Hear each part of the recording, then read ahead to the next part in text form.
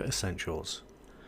For this course I will be using version 6, so if you have this already installed, go ahead and open your copy now. To make sure we're all starting from the same point, go to Window, Layout, and then click Laptop. Now we can start to move things around and open the windows we'll be using during this course. So again, go to Window and click on Layers.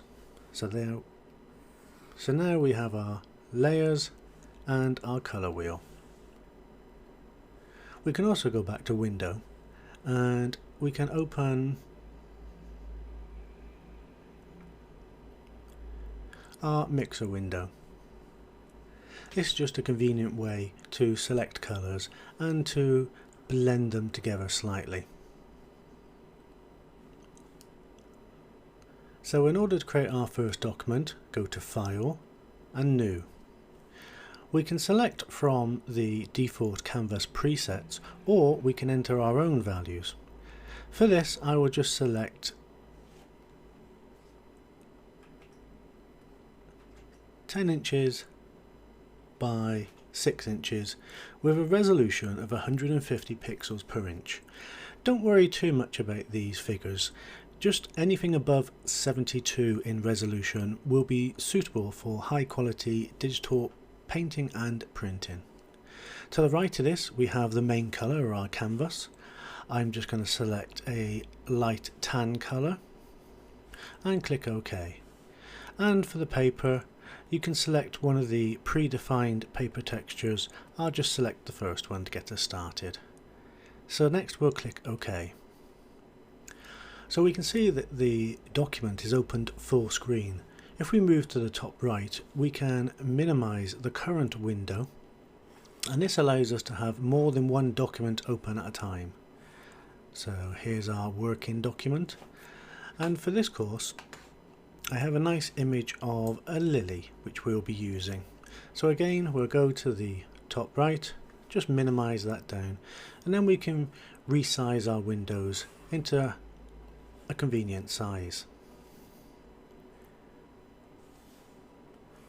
The color wheel we can move around. So making sure that our drawing document is active, we're going to create a new layer. So we go down to our layers palette and click on the little icon that says new layer. We don't want to draw on the canvas at this point. It can cause some problems later on, so always start with a new layer.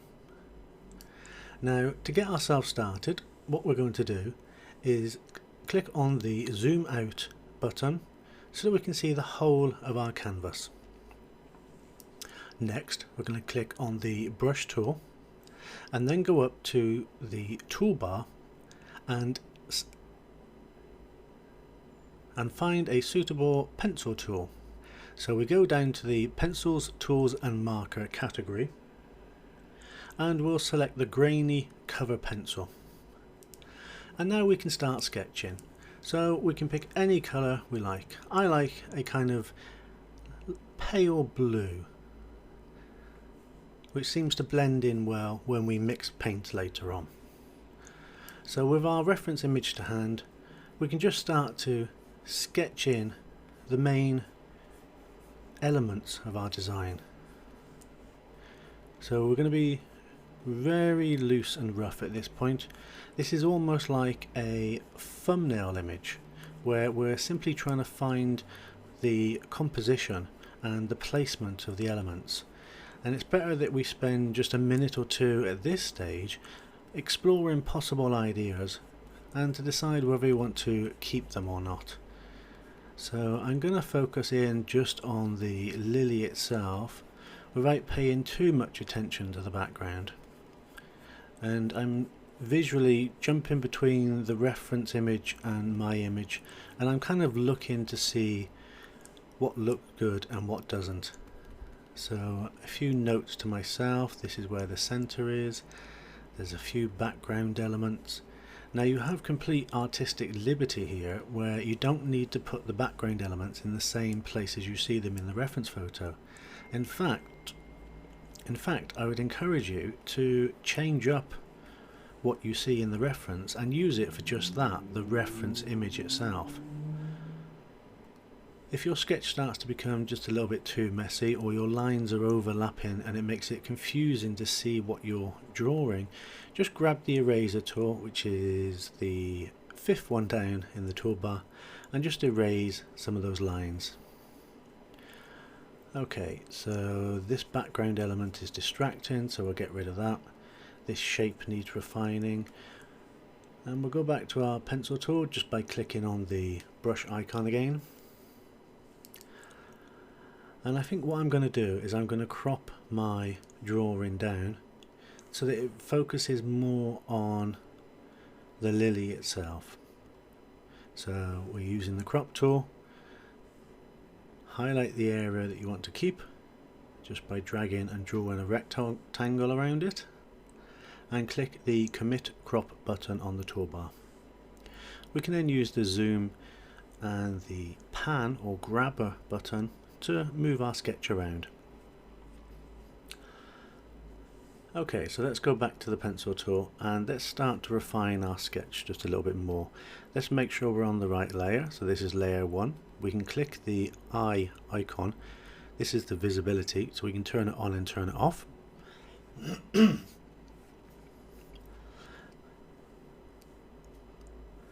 And now let's focus on getting our Now we can focus on getting our shapes a little bit more accurate. So back to the grainy cover pencil, and let's start to refine some of these shapes. So we can see each petal itself tapers from a very slim base out to a wider belly and then down to a nice rounded point. We can also use an indication of a few center lines or contour lines just to help inform our eyes as to what we're actually seeing. So I'm also using comparative measuring at this point. Now, comparative measuring simply means picking an item or element in your drawing and visually making a reference as to how big it is on the paper, and then using that as a baseline. We imagine if we rotated it horizontally, how big it would look related to another element on the page. So we can see that the leaf at around about the 4 o'clock position is approximately the same size but slightly distorted, whereas the leaf below at the 6 o'clock position is a lot shorter.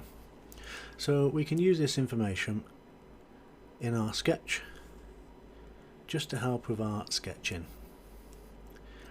So taking this on board, we've got this shape of the petal which comes up and over and down, looking just a little bit too long there, so we'll just trim that back. Again, don't worry about your sketches becoming messy, that's the whole point of it, and sometimes it's easier to see the actual design when there is a collection of lines together and your eye kind of picks the right one out of the jumble of the mess.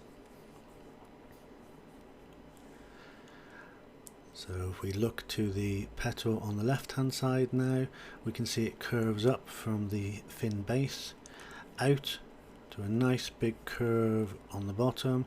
You see how I'm gradually getting bigger and bigger of that curve until I find the one that looks visually pleasing, and then it kicks back up in a nice little sort of counter change. We've got the rounded end there coming up on a nice angle to a quite thick belly and then down to the leaf center. So we'll just tidy up some of those scratchy marks just to help keep things looking organized. Now don't go erasing too many lines because we're still at the stage of building our composition. And again, we'll add in some contour lines. Now a contour line is simply a line which describes the contour or the path on the surface. So we're not worried about details at this point, Merely we're just trying to establish the correct placement and size of each of our elements. So looking again, now that I've refined those first 3 petals, I can see that my original placement was way off on that top left one. And it also comes to a nice sharper point. Now there is a bit of frilliness going on, so I'll just put a dash there to remind myself to come back to that later on. And the same on the right hand side. Using the comparative measuring, I'm visually seeing how big this element needs to be compared to the ones next to it. Now in my sketch I think I'm just a little bit too small, so I might just want to increase that. I could of course resize the other petals, but rather than redraw, I'll keep these things moving along and show you how we can let this image evolve as we add more sketching lines and then later on begin to add the paint. So down to the bottom petal, there's a bit of damage on this one. Could be an insect bite or a bit of weathering, but I think what I'll do is I will just make a mental note with just a squiggle, and I'll come back to that when we get to the detailing stage later on. So there we go, we've built up most of our major elements and we've kind of ended up with a square canvas. So what we can do now is just give ourselves a rough idea of how some of these little stamens are going to position themselves in the center, and of course we'll use different values to differentiate these and to make them stand out a little. We've got a nice complement of red and yellows in the petals themselves with a nice green backdrop, so that should work quite well.